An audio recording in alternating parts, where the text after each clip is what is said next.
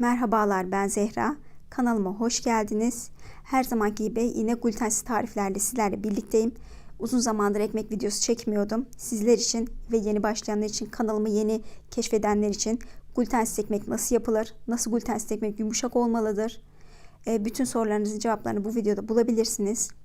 Yeni gelenler için kanalıma abone olmayı unutmayın. Kanalıma abone olup videolarımı beğenirseniz çok memnun olurum. Bakın burada yaptığım glutensiz ekmek o kadar güzel oldu ki yumuşacık, tadı da çok güzel. İçi bakın göz göz, yumuşaklı. İçini istediğiniz gibi peynirinizi, ekmeğinizi, yemeğinize banarak yiyebilirsiniz. Her şeyinizi koyup bir güzel katlayıp yiyebilirsiniz. Yumuşacık, dışı böyle o ekmeğin sert yapısı var. İçinde yumuşacık bir glutensiz ekmek oldu.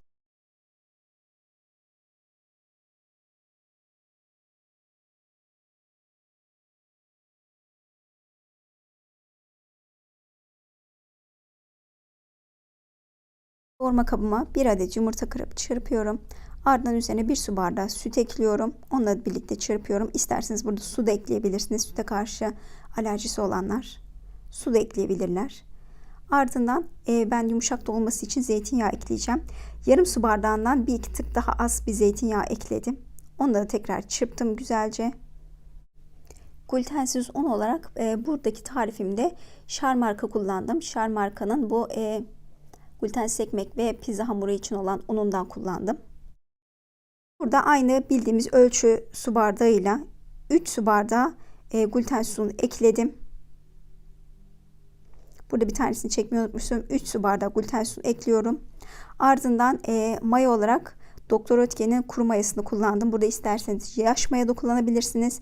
Bana devamlı sorulan sorulardan bir tanesi glutensiz hamur yapıyorsunuz ama maya kullanıyorsunuz.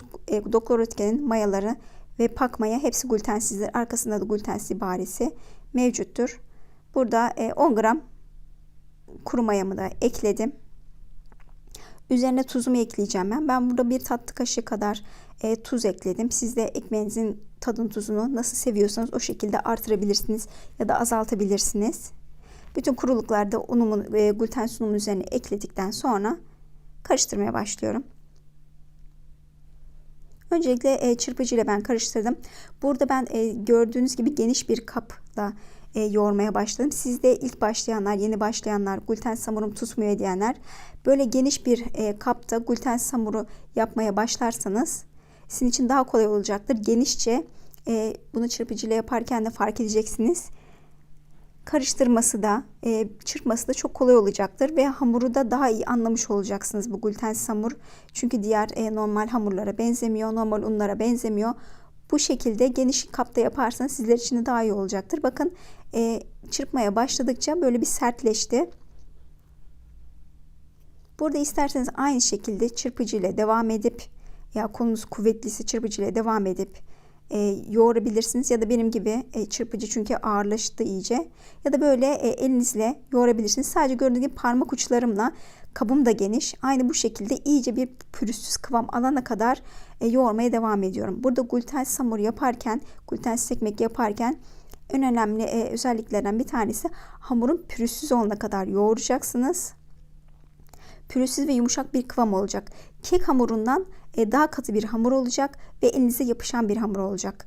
Glutensiz ekmek yaparken ya da hamur yaparken glutensiz unlar elinizi bırakmaz. Glutensiz hamur elinizi bırakmaz. Bu şekilde yapıp iyice yoğuracaksınız.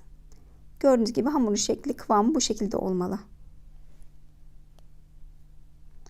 Ardından borcamımı aldım. Burada borcamımın santimde soruluyor. Hiç önemli değil. Elinizde ne varsa onu kullanın. Ben 30 santimlik bir borcam kullandım.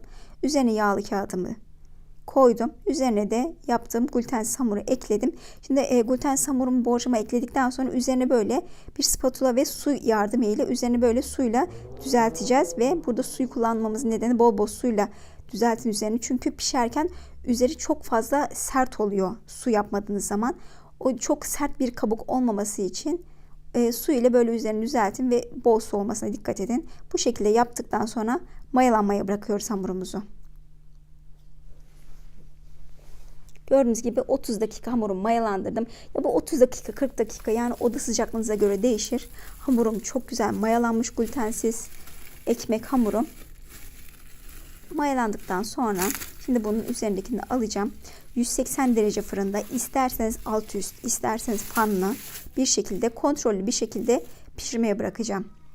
Ama en az 30 dakika fırında kalmalı. 30 dakika boyunca çok açmayın fırınınızı. Daha sonrasında ise kontrollü şekilde devamlı bakarak ekmeğiniz içi dışı pişti mi, buna kontrol ederek pişirebilirsiniz. Ekmeğim pişti. Şu anda fırından çıkardım. Sıcağı sıcağında sizlere göstermek istedim. Sıcağı sıcağına fırından çıkar çıkmaz üzerine yine bir su yardımıyla nemlendiriyoruz. Hem yumuşak olsun diye. Suyumu ekledikten sonra, üzerine nemlendirdikten sonra borcamdan çıkarıyorum. Ardından yağlı kağıdımdan da çıkaracağım.